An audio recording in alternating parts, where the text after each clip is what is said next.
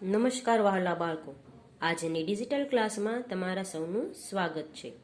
આજના વિડીયોમાં આપણે શીખીશું ગુજરાતી ધોરણ 7 દ્વિતીય સત્રનો પાઠ નંબર 12 છે હાઈસ્કૂલમાં તેનો અભ્યાસ. અભ્યાસમાં સૌથી પહેલો પ્રશ્ન છે, નીચેના પ્રશ્નના ઉત્તર માટે આપેલા વિકલ્પોમાંથી સાચો ઉત્તર શોધીને તેનો ક્રમ અક્ષર પ્રશ્ન સામેના ચોરસમાં લખો. પહેલો પ્રશ્ન છે, ગાંધીજી અને તેમના ભાઈના અભ્યાસ પર વિવાહની શી અસર થઈ? તો બેઉ છે, બેઓ ભાઈઓનું 1 વર્ષ નકામું ગયું. ગ જવાબ સાચો છે. બીજો પ્રશ્ન છે, આવું અનિષ્ટ પરિણામ તો દેવજાને કેટલા જુવાનોનું આવતું હશે? ગાંધીજી કઈ બાબતને લઈને આમ વિચારે છે? તો ગાંધીજી છે તે બાળ લગ્નની બાબતને લઈને આવું વિચારે છે. ખ જવાબ સાચો છે, કારણ કે ગાંધીજીના બાળ લગ્ન થયા હતા. ત્રીજો પ્રશ્ન છે, કસરત કરવા ન જવા છતાં બાપુને નુકસાન ન થયું, કારણ કે તેમને ફરવા જવાની ટેવ હતી. ઘ જવાબ સાચો છે. ચોથો પ્રશ્ન છે, ભણવામાં અક્ષરો બાબતે બાપુને ખ્યાલ હતો કે ગમે તેવા હોય તે તો પણ ચાલે. તો અક્ષરો છે તે ગમે તેવા હોય તો પણ ચાલે એવો બાપુનો ખ્યાલ હતો. આ ક જવાબ સાચો છે. આગળનો પ્રશ્ન છે, નીચેના દરેક પ્રશ્નોનો એક એક વાક્યમાં ઉત્તર આપો. પહેલો પ્રશ્ન છે, ગાંધીજીને કઈ વાત અસહ્ય થઈ પડતી? તો ગાંધીજીને શિક્ષકને ઠપકો આપવો પડે એવું પોતાના હાથે થઈ જાય તો ગાંધીજીને અસત્ય વાત આ થઈ પડતી.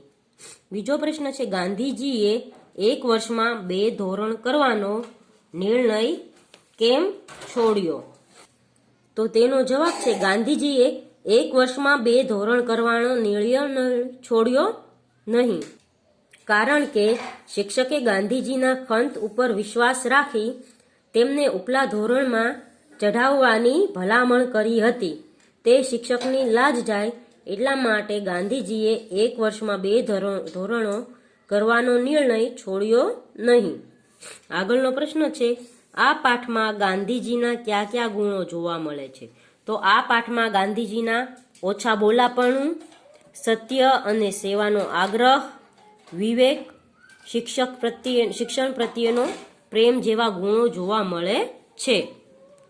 ચોથો પ્રશ્ન છે, ભૂમિતિનો વિષય ગાંધીજીને સહેલો કેમ થઈ પડ્યો?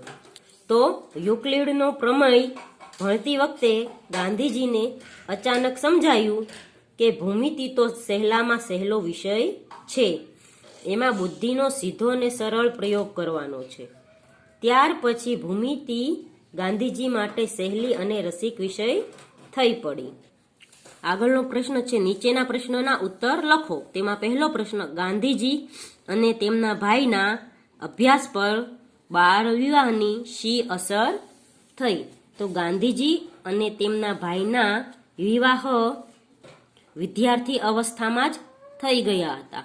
વિવાહને કારણે તેઓ અભ્યાસમાં ધ્યાન આપી શક્યા નહીં, તેથી તેમનું 1 વર્ષ નકામું ગયું. બીજો પ્રશ્ન છે, ગાંધીજી પોતાના વર્તન અંગે શી કાળજી રાખતા?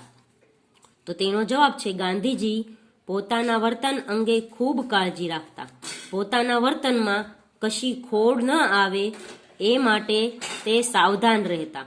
પોતાની ભૂલ બદલ શિક્ષકને ઠપકો ન આપવો પડે એની પણ તે કાળજી રાખતા. એક વખત એમને શિક્ષકનો માર ખાવો પડ્યો.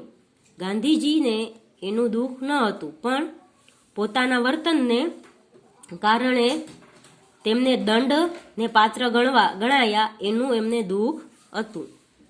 ત્રીજો પ્રશ્ન છે, ગાંધીજીને કઈ વાત અસહ્ય થઈ પડતી? તો ગાંધીજીને પોતાના અયોગ્ય વર્તનને કારણે શિક્ષકનો ઠપકો ખાવો પડે અથવા તો શિક્ષકને પોતાનામાં અવિવેક કે ગેરવર્તણૂક લાગે એ વાત ગાંધીજીને અસહ્ય થઈ પડતી. ચોથો પ્રશ્ન છે, ગાંધીજીને કયા કારણોસર કસરત પ્રત્યે અણગમો હતો? તો ગાંધીજીને કસરત પ્રત્યે અણગમો બે કારણોસર હતો. પહેલો તો ગાંધીજીના શરમાળ સ્વભાવ અને બીજું કારણ હતું કસરતનો તાસ ફરજિયાત થતા પિતાની સેવામાં વિઘ્ન પડતો હતો. પાંચમો પ્રશ્ન છે સારા અક્ષર બાબતે ગાંધીજીના વિચારો જણાવો. તો ગાંધીજી નઠારા અક્ષરોને અધૂરી કેળવણીની નિશાની ગણે છે. તેમના મતે સારા અક્ષર એ કેળવણીનું આવશ્યક અંગ છે. આગળનો પ્રશ્ન છે જુદી જુદી ભાષાઓ વિશે ગાંધીજીના વિચાર જણાવો. તો તેનો જવાબ છે ગાંધીજી માનતા હતા કે ઉચ્ચ શિક્ષણમાં માતૃભાષા ઉપરાંત રાષ્ટ્રભાષા હિન્દી, સંસ્કૃત, ફારસી, અરબી અને અંગ્રેજી ભાષાને પણ સ્થાન આપવું જોઈએ. ભાષા પદ્ધતિસર શીખવામાં આવે તો આ ભાષાઓ બોજારૂપ લાગતી નથી. આગળનો પ્રશ્ન છે નીચેના શબ્દોને શબ્દકોશના ક્રમમાં ગોઠવો.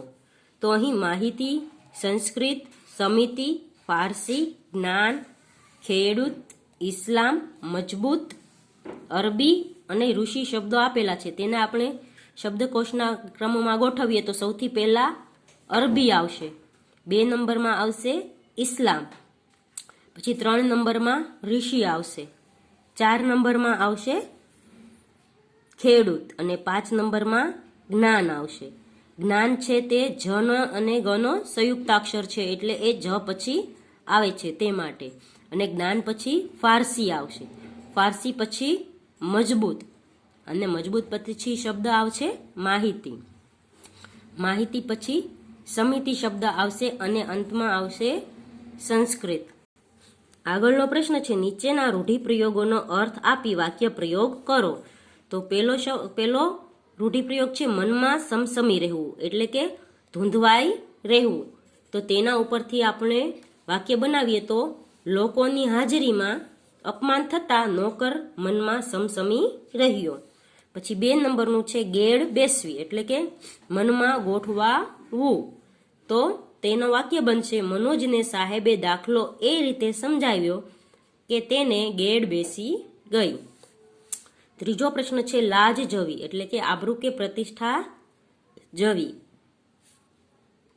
ગાંધીજીએ 1 વર્ષમાં 2 ધોરણ જે ભણવાનું હતું તેનો વિચાર છોડ્યો નહીં, કારણ કે જો તે વિચાર છોડી જ દે તો તેમના શિક્ષકની લાજ જાય.